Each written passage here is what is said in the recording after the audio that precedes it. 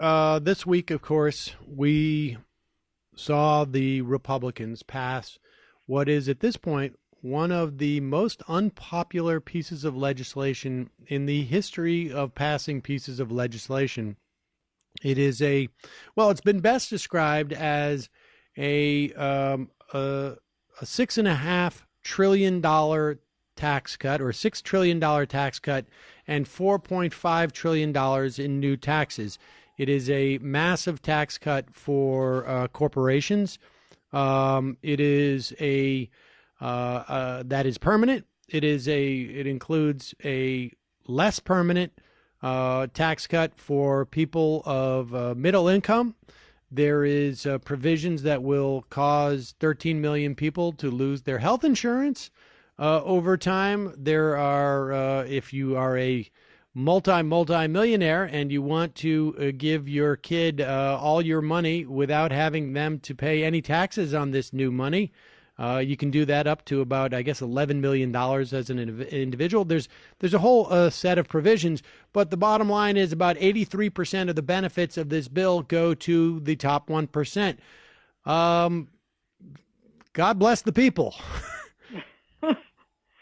Well, yeah. I mean, this was the blue-collar billionaire populist, Donald Trump, was going to come in and really, he was going to lift up the working man. And we were all told that this was his big success was that he was going to be a different kind of Republican. He wasn't going to do things the way that they always did. He was going to look out for the average Joe. And here you have it. I guess if people are dumb enough to trust that some guy like Donald Trump, who flies around in a gold-plated airplane, is going to look out for them, or even has a clue what that means, other than lining his own pockets in order to benefit the peasants who might, feel some of the coins shower down on them as he's, flying above them.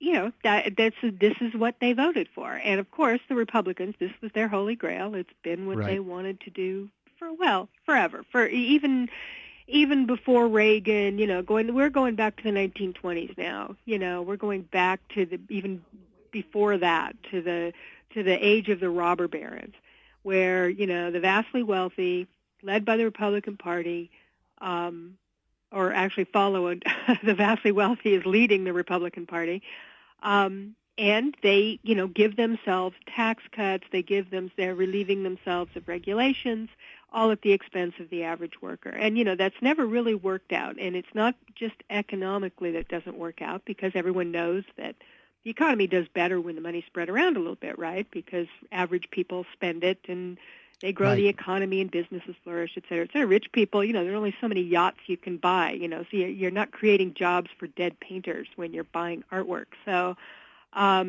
it's always better to have a thriving middle class.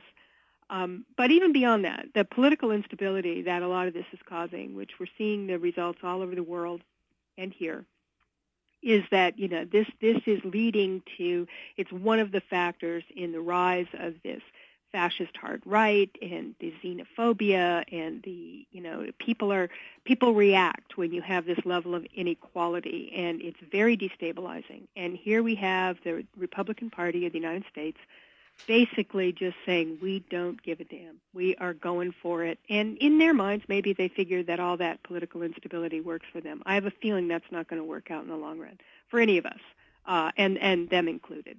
It's vastly, it is such a miscalculation to be taking this particular tack at this point in our history with this particular leadership in the presidency and what's going on around the world.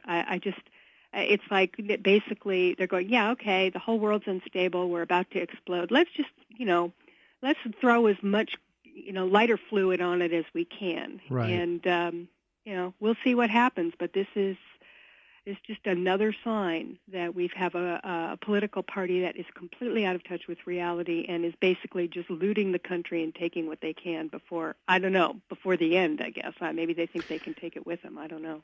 Yeah, in this type of analysis, I don't even know if it makes sense to contemplate it as as a party, as if there is some type of party direction. One of the things I think was obvious about the Republicans when you look at back to the Republican primary is that they really do follow their own principle where, if all of us act as individuals, we will, in our own best interests, we will have a better outcome. And, it didn't work out in terms of that party. I mean, that primary, or at least that I don't think it did. And certainly from a society or from a Republican Party standpoint, it didn't, because they were all waiting for somebody else to take out Donald Trump. And I think this is one of those, and I think this is one of those same situations. I mean, look, you had donors, and the Republican Party is increasingly relying on large donors for their campaigns at a time where you're starting to see more and more small donors driving Democratic fundraising. And so that means that their larger donors have even more sway over them. And there's been multiple lawmakers, Republican lawmakers, who said over the past couple of months, like, we have to do this because if we don't do it, my donors basically said, never call me again. And, there was a big story. Remember, we talked about it, I think, 3 or 4 months ago. The Koch brothers were like, if you can't do this, there's no point in us supporting you. And they did it. They did it. They did it in such a sloppy and scattered way that there was literally had to have 2 separate votes in the House because they screwed up the first one, even though they had celebrated it. They they did it without much, I think, contemplation of what the implications of this, to the extent you can call it a policy, is going to be going forward.